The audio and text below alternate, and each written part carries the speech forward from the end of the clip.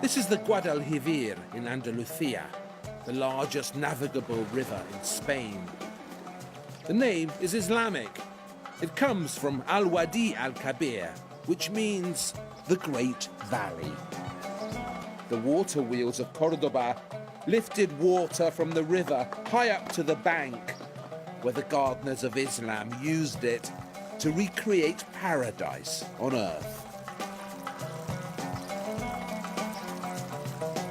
This isn't actually an Islamic garden. It's an Islamic-style garden built by the Christian kings here in Cordoba. Unfortunately, the original Islamic garden has disappeared. But Islam was here for 500 years. So this style of garden making is ingrained in the culture. And what you still get here is a vivid sense of how the Islamic garden felt.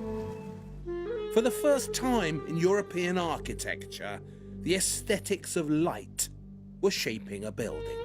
Do you know, Cordoba, when the Muslims were here, had 500,000 people living in it. It was by far the largest and most prosperous city in Western Europe. And all of those inhabitants had running water.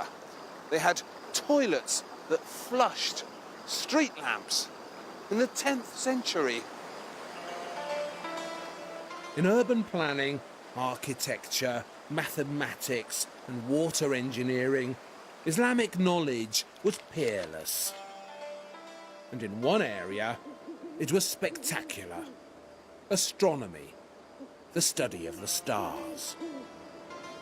While Christian science was insisting on a backward, biblical understanding of the cosmos, Islamic science was investigating the heavens more adventurously. This little baby here, the astrolabe, has been called the first computer. It was developed to pinpoint the direction of Mecca. Muslims needed to pray 5 times a day in a specific direction at specific times. The astrolabe could work all that out in relation to the stars. So this was the first compass as well, and the first clock. So the way it works, the first thing you need to do is decide on which star you want to focus on. And I'm going to choose Vega. So I find Vega in the sky, and with these sights here, I line it up until I can see Vega in the middle. It's exactly there. And that gives me a reading here in degrees from the horizontal.